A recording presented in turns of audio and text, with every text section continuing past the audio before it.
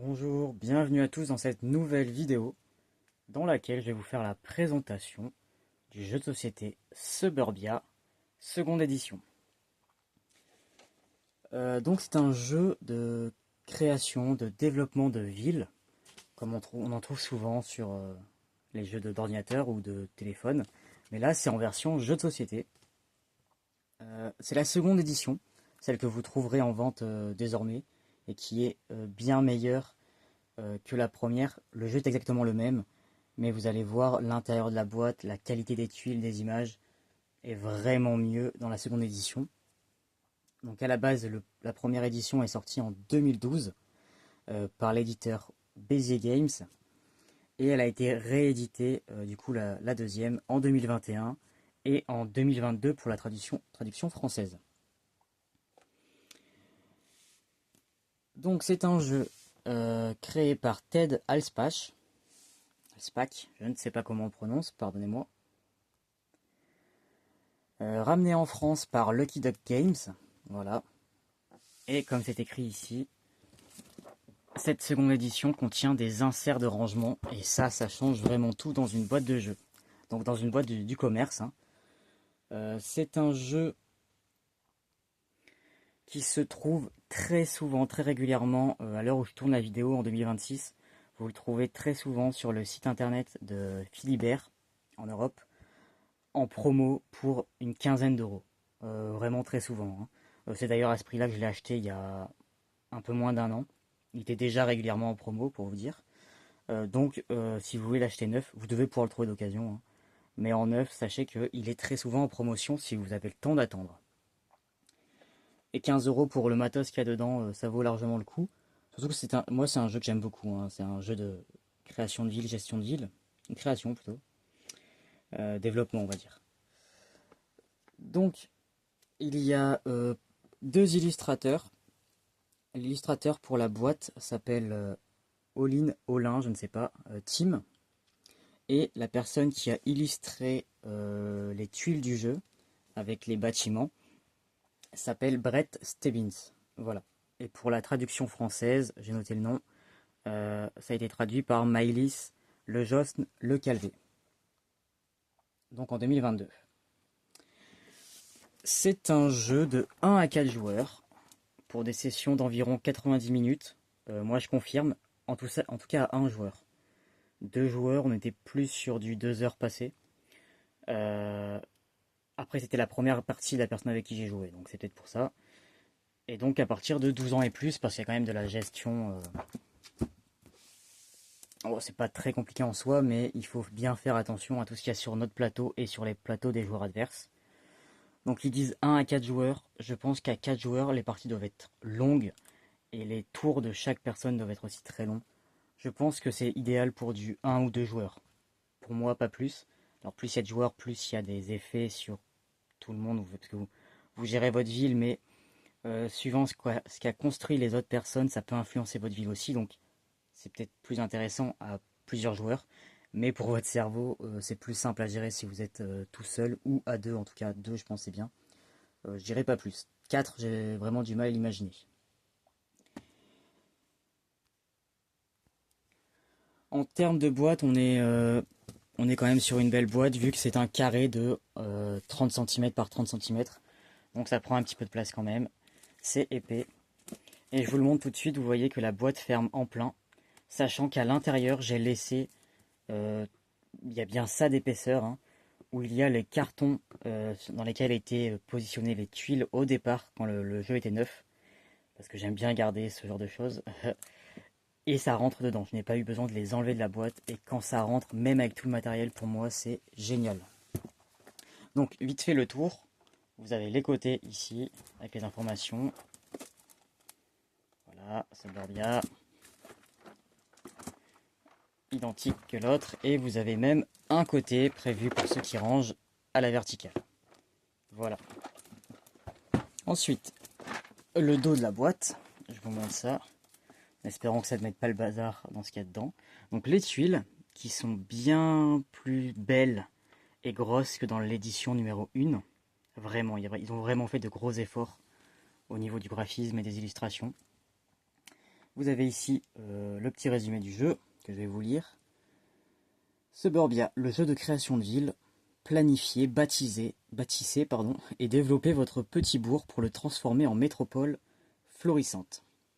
Placez des tuiles bâtiments afin de créer des quartiers résidentiels, commerciaux, administratifs et industriels, où vos tuiles interagiront les unes avec les autres de la manière la plus profitable et pourront même tirer avantage des bourgs rivaux. C'est ce que je vous disais tout à l'heure, si vous jouez à plusieurs, ce que font les autres joueurs peut avoir des impacts dans votre ville.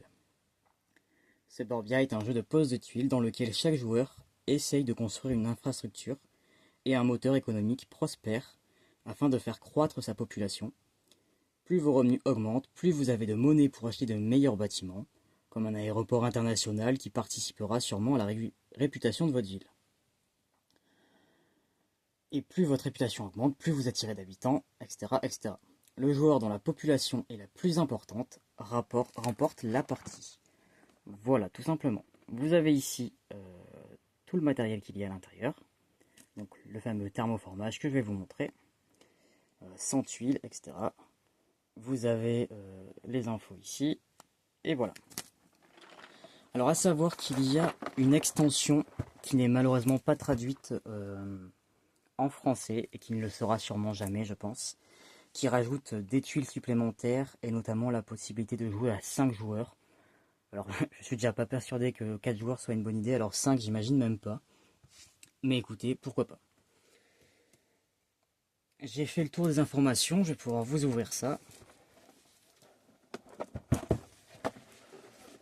Hop. Donc, la boîte, comme je disais, elle rentre pile, même avec bien ça d'épaisseur au fond de carton. Donc, vous avez une notice qui vous montre tout le contenu. Voilà.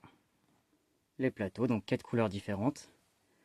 Les tuiles, qui sont divisées en tuiles A, B et C. Elles sont recto verso avec des informations différentes. Et la notice en elle-même, elle est assez courte vu qu'elle fait seulement 7 pages. Voilà. C'est vraiment un jeu. Une fois que vous avez compris le principe, ce jeu n'est pas compliqué et il tourne très bien.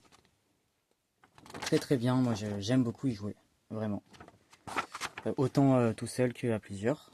Donc vous avez ici le nom des playtesters, développement, conception, etc., etc. Voilà, vous avez plein d'informations. Vous avez les noms des 2 illustrateurs que je suis incapable de prononcer correctement, hein, ici et ici. Et ensuite, vous avez un deuxième livret là, de 2 pages qui référence toutes les tuiles avec les effets qui leur sont propres dessous. Donc ça, c'est à garder à portée de main si vous voulez mieux les comprendre, parce que tout se joue avec des logos, hein, vous voyez. Donc là, ça veut dire que la tuile, quand vous l'achetez, elle coûte 12 €. Là, c'est un bâtiment administratif. Et là, vous gagnez plus 1 en argent. Je crois que le cercle, c'est de l'argent pour chacun de vos bureaux qui sont... pour tous les bureaux que vous avez dans votre ville. Voilà. Quand vous comptez les points, quand vous la posez, je ne sais plus. Vous gagnez plus 1 d'argent pour tous les bureaux. Donc ça vaut le coup. Ah non, c'est pas quand vous la posez, c'est tout simplement... dès que vous posez un bureau, je crois. Et donc voilà, vous avez les effets qui sont expliqués pour toutes les tuiles. Et au dos, vous avez les objectifs, parce que chaque joueur aura un objectif secret à réaliser qui va lui rapporter des points. Et il y aura aussi des objectifs qui sont face visible pour tous les joueurs, qui rapportent aussi des points si vous arrivez à les faire avant la fin de la partie. Voilà, c'est résumé ici exactement ce que je viens de vous dire. Voilà. Donc ça, c'est très bien fait, à garder à portée de main, comme je disais. Et c'est là que nous sommes ultra contents dans cette 2e édition. Alors ça a bougé parce que j'ai retourné la boîte, évidemment. Mais normalement, c'est calé. Voilà. Ça va me faire mentir, mais c'est calé normalement dessus. Et nous avons les 2 boîtes de thermoformage, ici, qui viennent de se renverser sous vos yeux ébahis. Donc, bon, on voyait bien que du coup, c'est pas ultra bien fait, mais voilà, ça fait l'affaire quand même. Vous avez les petits pions qui sont censés être en face des bonnes couleurs. Bon, c'est pas très important. Et voilà. Ici, il y en a un de libre parce que justement, c'est l'emplacement qui est prévu pour l'extension pour ajouter le 5e joueur qui malheureusement n'a pas été traduit en français. Bon voilà, ça a bougé, mais ce n'est pas très grave. Vous avez ici les pièces de 10. Vous avez le pion énorme pour montrer le premier joueur. Le genre de truc que je ne sers jamais, moi personnellement. Il est énorme, hein, il prend toute la place. Là, vous avez les 4 couleurs des personnages avec les pions qui vont avec. Et des petites pièces de 5 euros, des petites pièces de 1 euro. Avec le couvercle qui va dessus. Je suis en train de capter que ici, ça doit potentiellement être pour ranger les... Bon, peut-être pas. Enfin bon, voilà, ça se ferme. Alors, c'est pas... c'est juste posé dessus. Hein. Mais en tout cas, tout est trié, tout est rangé, c'est génial. Et nous avons ensuite la deuxième boîte, sur laquelle se range donc la piste, où vont être étalées la rivière de tuiles, parce que il va y avoir les tuiles là qu'on va pouvoir acheter avec des prix différents, et à chaque tour ça va se décaler, une nouvelle tuile va être révélée, elle va coûter 10 euros, puis après le tour d'après elle coûtera que 8 euros, et ainsi de suite.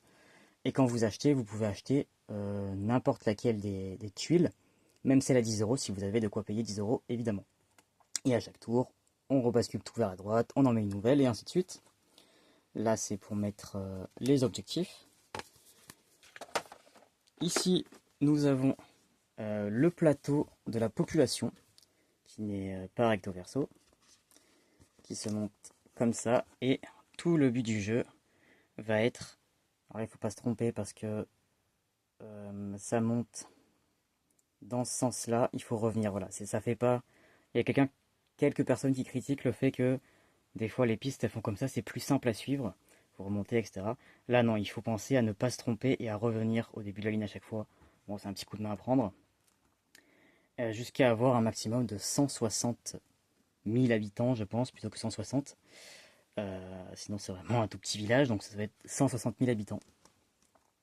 Et donc voilà, vous allez passer votre temps à faire avancer et baisser votre population en fonction de votre réputation, en fonction de l'argent que vous avez. Moins vous avez d'argent, moins de réputation, plus il y a des gens qui vont partir, vous allez rebasculer, etc. etc.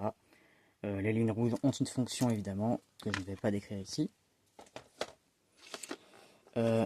Ensuite, toujours sur ce bien imbriqué dans le thermoformage de cette boîte, vous avez les petites têtes de jeu pour chaque personne, recto verso, donc ça à garder à portée de main, c'est très pratique aussi. Voilà, en carton solide, donc un par joueur. Et nous avons la boîte en elle-même pour ranger toutes les tuiles, c'est royal. Imaginez si vous aviez ça en vrac dans votre boîte, ça ne serait vraiment pas pareil. Donc je vais la poser comme ça. Hop. Vous avez les tuiles de base, qui sont les faubourgs. Ça coûte 3 euros, voilà. C'est les petits trucs qui sont très faciles à acheter au départ. Souvent, on en a un de chaque au départ. Un faubourg, un site industriel. Voilà, donc de l'autre côté, là vous avez simplement les images. Mais sur les autres tuiles, il y aura A, B et C. Donc on démarre avec, j'ai dit, un faubourg, un site industriel et un parc municipal. Voilà. Et c'est en euros, c'est pas en dollars. Juste pour ça déjà, je suis content. Ensuite, je disais, alors voilà, là nous avons une tuile C, parce que dans la partie, on va commencer avec en fait 3 piles de tuiles. La pile des tuiles A, quand elle est terminée, on arrive à la pile des tuiles B qui coûte plus cher en principe, jusqu'à la pile des tuiles C. Et au milieu de la tuile C, de la pile, il y a la tuile de fin, si vous voulez, qui va être mélangée. Ce qui fait que la partie ne va jamais se terminer au même tour. Donc vous ne pouvez pas trop prévoir si vous avez encore le temps de gagner des points ou pas. Vous savez juste qu'une fois que vous arrivez dans la tuile C, eh ben, la fin est proche. Mais où est-ce qu'elle va tomber, vous ne le savez pas. Et ça, je trouve ça très bien. Donc par exemple ici nous avons des appartements qui coûtent 12 euros. 12 euros. 12 euros plus le prix indiqué sur la piste au-dessus que vous aviez tout à l'heure. Je ne sais pas si vous vous souvenez, il y avait, ça allait de 0 à 10 euros. Ben, en fait, c'est le prix qu'il faut rajouter au prix qui est écrit sur la tuile. Là, nous avons un B. Alors là, c'est le lac. Vous pouvez aussi poser votre tuile de ce côté-là et ça sera simplement un lac. C'est gratuit. Et les lacs, en fait, ils permettent euh, de vous faire gagner 2 euros pour chaque tuile que vous mettez côte à côté, en fait. Dès que vous allez, là par exemple, si je pose un appartement ici, dans ma ville, eh bien je gagne directement 2 euros parce que c'est à côté d'un lac et que les gens aiment bien habiter au bord d'un lac. Voilà. Euh, mais si vous voulez, donc là c'est gratuit à tout moment, vous pouvez, au lieu d'acheter une tuile, prendre un lac. C'est pour si vraiment vous êtes en manque d'argent ou si vous avez un objectif qui va avec le lac. Et sinon, là, nous avons par exemple un bâtiment administratif qui coûte 9 euros. Euh, il compte parmi les bureaux. Et là, par contre, il fait baisser la note, je crois que c'est la réputation, parce que les gens n'aiment pas trop avoir ça dans la ville. Voilà. Et un A, il me faudrait un A quelque part. C, C, A, voilà, ils sont rangés normalement. Donc pareil, un lac au dos. Et de l'autre côté, nous avons ici un aéroport. Voilà, qui coûte 6 euros. Donc vous avez vu, c'est moins cher déjà. Alors, tout ce ne va pas à 6 euros. Dans les A, vous voyez, j'ai une ferme à 9 euros. J'ai un syndic de copropriété à 6 euros. Lui, il rapporte un de population, par exemple. Voilà. Nous avons une décharge. Alors là, par contre, ça rapporte de l'argent. Par contre, tout ce qui est construit à côté, vous avez vu, on perd un en réputation. Parce que, évidemment, personne n'a envie de vivre à côté d'une décharge. Donc, c'est les tuiles, il y en a beaucoup. Je ne sais, plus d'une centaine, il me semble, dans la notice. Que je vous retrouve ça.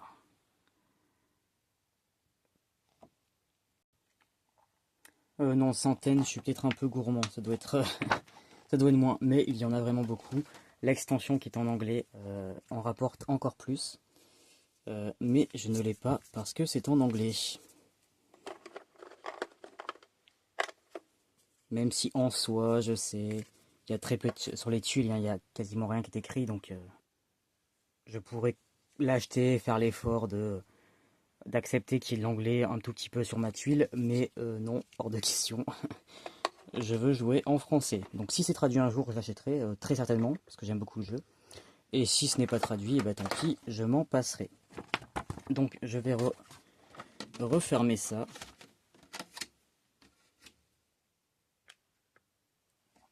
Correctement. Je répète, c'est inclus dans toutes les boîtes. Même celles que vous allez trouver en promo, comme moi, à 15 euros. Si c'est bien la seconde édition, de toute manière c'est écrit dessus.